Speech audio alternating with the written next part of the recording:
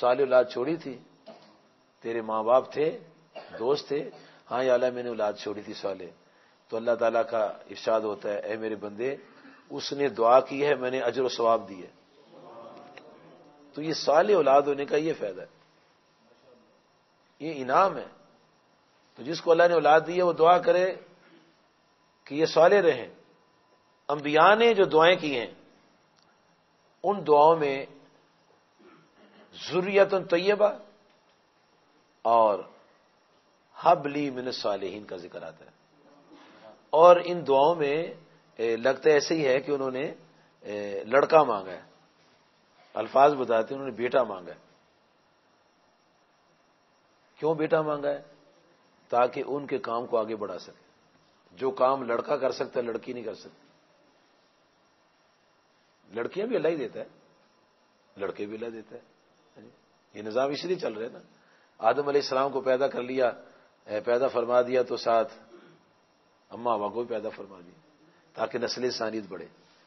یہ نسل انسانیت بڑھنے کے لیے، گھر کو سنوارنے کے لیے، عزت و وقار بچانے کے لیے، ایمان کے تحفظ کے لیے اللہ تعالیٰ نے اس جنس کو تخلیق فرمایا، پیدا فرمایا۔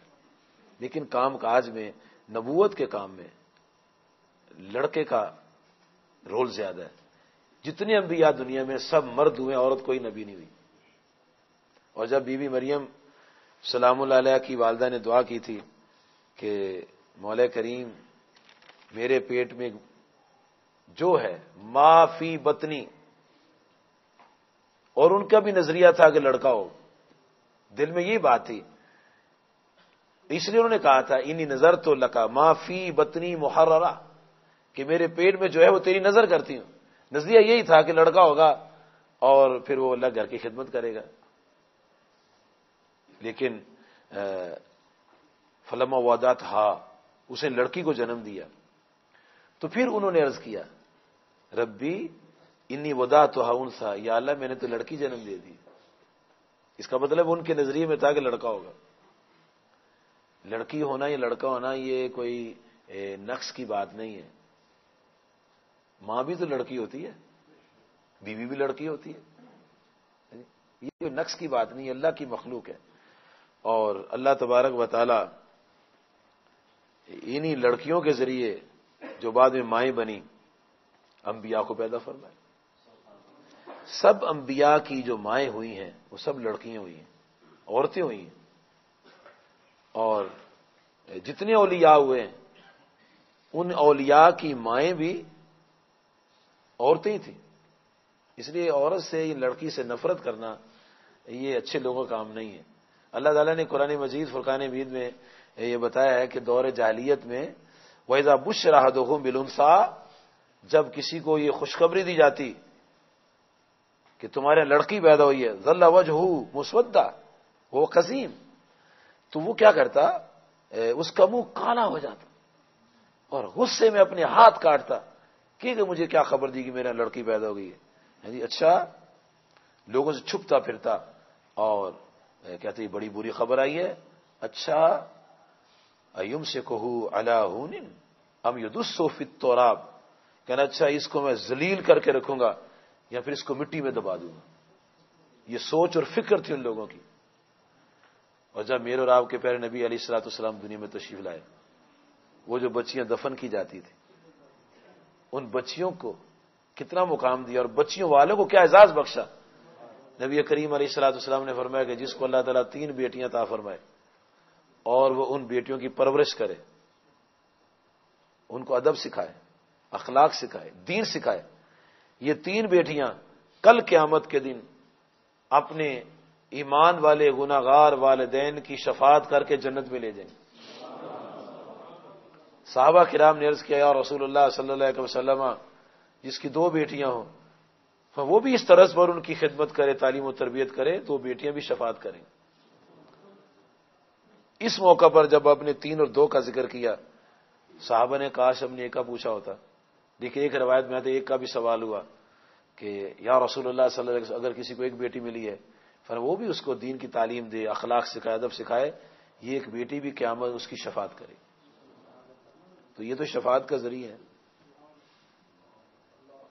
آج اگر کوئی بیٹی کے ملنے پر ناراض ہوتا ہے کہ میرے ہاں لڑکی کیوں ہوئی ہے، تو وہ یہ سوچ لے وہ دور جاہلیت کا انسان ہے، اسلام کی عظمت کا قائل نہیں ہے وہ۔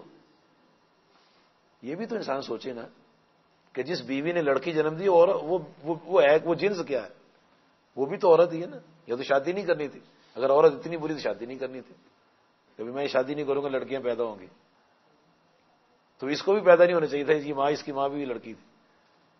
تو یہ جاہلیت کی بات ہے، لوگ اپنی لڑکی کو زندہ درگور کر دیتے تھے۔ آج بھی لوگ زندہ درگور کرنے والے صاحب ہے مسلمان، کلمہ پڑھنے والے مسلمان، اور ظلم و ستم ڈھاتے ہیں پھر کہ تیرے لڑکی کیوں ہوئی ہے، بھی اس کا کیا قصور ہے، یہ تو ظلم، یہ جو تو کر رہے بات، یہ تو اللہ کے خلاف بات ہے، اللہ کی پسند دی ہوئی چیز کو ناپسند کر رہے۔ تو جتنے بھی انبیاء علیہ السلام نے دعائیں فرمائی ہیں، ان کی دعاؤں کے اندر یہ بات تھی کہ انہوں نے جب اللہ سے دعا فرمائی، دعائیں کی، تو اللہ تعالیٰ پھر ان کو بیٹے دیے۔ زکریا علیہ السلام کو بیٹا دیا، ابراہیم علیہ السلام نے 2 دفعہ دعائیں کی، دونوں دفعہ بیٹے ملے، اسماعیل علیہ السلام ملے، اسحاق علیہ السلام ملے، اور جب دعا ہو گئی تو پھر اللہ تعالیٰ ارشاد فرماتے ہو بشرناہ بغلام حلیم، تو ہم نے انہیں ایک خوشخبر، ایک عقل مند ہن والے لڑکے کی خوشخبری دی۔ عربی میں غلام لڑکے کو کہتے ہیں، اردو میں غلام خادم کو کہتے ہیں، عربی میں عبد بندے کو کہتے ہیں یا غلام کو کہتے ہیں۔ عربی میں عبد بمعنی غلام کیا آتا ہے، العبد بالعبد، غلام کے بدلے غلام، بندہ بھی اس کا ترجمہ ہوتا ہے۔ غلام کا عربی میں معنی لڑکا ہوتا ہے، اس کا معنی غلام نہیں ہوتا، اس کا معنی لڑکا ہوتا ہے۔ تو نام جو ہوتے ہیں ان کے اندر معنی بھی ہوتے ہیں، مثلا کوئی آدمی رکھ لیتا ہے اپنا نام عبد النبی، عبد کا معنی خادم بھی ہوتا ہے، نوکر بھی ہوتا ہے جی، تو اس کا مطلب ہوگا کہ خادم نبی۔ عبد کا معنی چونکہ غلام ہے، جو عبد النبی نام رکھیں گے اس کا مطلب غلام نبی۔ بدگمانی اور بدزنی نہیں کرنی چاہیے۔ ہمارے ہاں اگر کوئی اپنا نام عبد النبی رکھ لیتا ہے تو بعض لوگ کہتے ہیں یہ شرک ہے، حالانکہ یہ شرک نہیں ہے، اس کا ترجمہ یہ ہے کہ نبی اللہ علیہ الصلوۃ والسلام کا غلام، غلام اللہ بھی تو لوگ نام رکھ لیتے ہیں،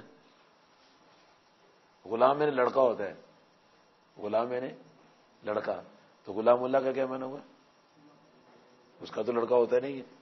اس نے بڑے واضح کلمات میں ارشاد فرمایا ہے، سورہ بنی اسرائیل آخری آیت ہے، ارشاد باری تعالیٰ ہوتا ہے لم یتخذ ولدا، اس نے اپنا بچہ کوئی نہیں رکھا، کوئی اس کا لڑکا نہیں ہے، لیکن ہم حسن ظن میں چلتے ہیں، اسلام حسن ظن کی تعلیم دیتا ہے۔ جس نے اپنا نام رکھا ہے غلام اللہ، تو اس کا ہم ترجمہ کریں گے اللہ کا غلام، اللہ کے دین کی خدمت کرنے والا، اللہ کا بندہ، بیٹے کی نسبت بیٹے کا کر کے نہیں ترجمہ کریں گے۔ اور جو اپنا نام رکھے گا عبد النبی، تو ہم ترجمہ کریں گے غلام نبی، اللہ کے نبی کا غلام۔ یہ نہیں ترجمہ کریں گے کہ نبی اللہ کا معبود، نبی اللہ کو معبود جانا ہے، اور جس نے عبداللہ نام رکھتے ہیں اسی سے عبد النبی نام رکھا ہے کہ یہ نبی کا بندہ ہے۔ بندہ میں نا غلام کیا ہوتا ہے، بندہ میں نا غلام کیا ہوتا ہے۔ فاروق اعظم رضی اللہ نے کہا میں نبی پاک کا بندہ ہوں، غلام، بندہ میں نے غلام، تو غلام کے معنی میں یہ لفظ استعمال ہوتا ہے۔ اور اپنا نام عبد النبی رکھ سکتے ہیں، عبد الرسول رکھ سکتے ہیں، رسول اللہ صلی اللہ علیہ وسلم کا غلام ہے جی۔ اور ایسے غلام اللہ نام جب رکھیں گے تو اس کا معنی ہوگا اللہ کے دین کا مدد کرنے اور خدمت کرنے والا یہ غلام۔ تو الفاظ میں حسن ظن رکھنا چاہیے، اگر حسن ظن نہیں رکھیں گے تو پھر بڑا خطرہ پیدا ہو جائے گا، ہو پھر بڑے بڑے خطرناک نتائج نکلیں گے۔ ہم کہتے ہیں سبحان ربی الاعلی، سبحان ربی الاعلی، نام رکھتے ہیں اعلی حضرت، اعلی حضرت، اعلی حضرت، کہتے ہو یہ دیکھو جی اعلیٰ تو اللہ، یہ اعلیٰ حضرت ہو گئے، اللہ اکبر۔ یہ بدگمانی کا انداز ہے،